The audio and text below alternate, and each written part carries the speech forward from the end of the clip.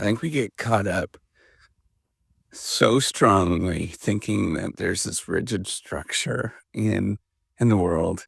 Like we think that there has to be a certain way of doing things that if you don't sort of comply with what we know that currently exists, that um, that we end up forgetting that almost everything is just made up, in that there is a lot of possible ways where you can come up with different combinations, even with, if you were to think about, even with like physical constraints, like, um, you know, like actual physical limits that exist, and they do exist, right? Like chemistry and biology, there's rules that exist. But what we don't know or we don't understand is that there is many ways, many specifications to design things or move things around, so it looks completely different, even though that those limits actually exist. And I think about this a lot. Is like we often, particularly in the social world, we think that there's only one way to do something, and you can change the parameters in so many different ways. You can come up with many possible ways that are all unique and they're all the same. Um, I'm always thinking about that. It's like, why, why do we, why do we believe, so strongly believe in, certain structures or certain ways of actually doing things? And often it's just because we start developing these images in our head of the way that it actually works. And frankly, we just have to change that image. We just have to look at it.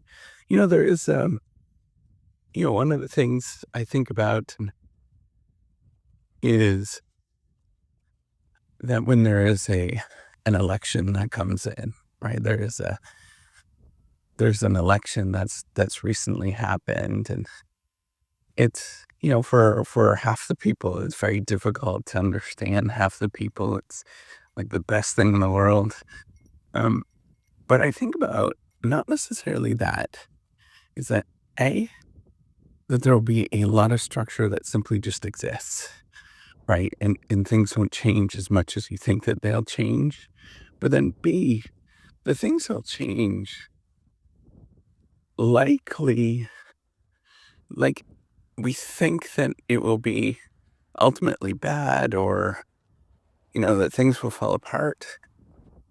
And ultimately, not a heck of a lot will ever change, or we'll be able to make do even when all of those things happen. Do I agree if there is a change that would happen? Probably most of the time not, right? Like I'm not going to be, or maybe I do agree with it, but many times I'm not going to agree. But at the same time, I do know that people are incredibly resilient, even when there are, even, even when things are not set up for them, people always find a way, right? Like I think about the harshest conditions, the harshest dictators, the worst people in this world. There was always people that found a way, right? Like even um, in the last little bit, there's been a lot of,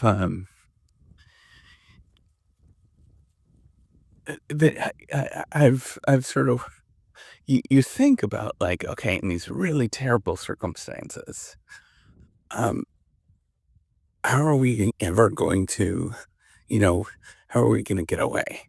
Right. Or how do people actually manage? But you find out that, that even in super harsh conditions, they find a way. Some people always find a way, right? It's not everybody.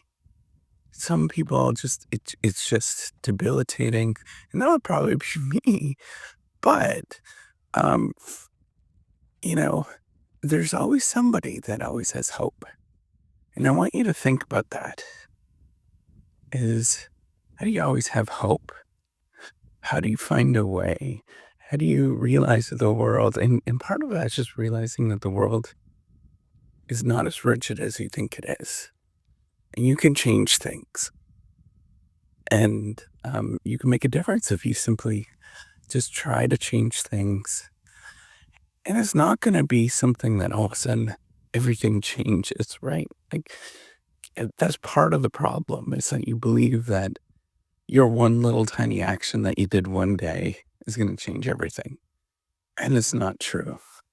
What happens is it requires a tremendous amount of effort every little day, little bit by little bit by little bit, until you're able to actually do things, until you're able to make the difference that you would like to make. And you have to realize that it's such a slow, tiny process, but it does happen. It does work. It's almost like wearing people down, right? Like that's where you have to think that the world is can be changed. You can actually push things, but then you have to just wear the world down until it happens. There's these things when you see a rock on the in the on the beach someplace. Sometimes all the corners are all rounded off and they're a perfect rock, perfectly round. And it's because some wave or some ocean or some body of water just ground down that rock until it became smooth. And it took probably centuries to get to that. And I want you to think about that. How can you be those waves that grind down the rock so it's perfectly smooth? That's my question.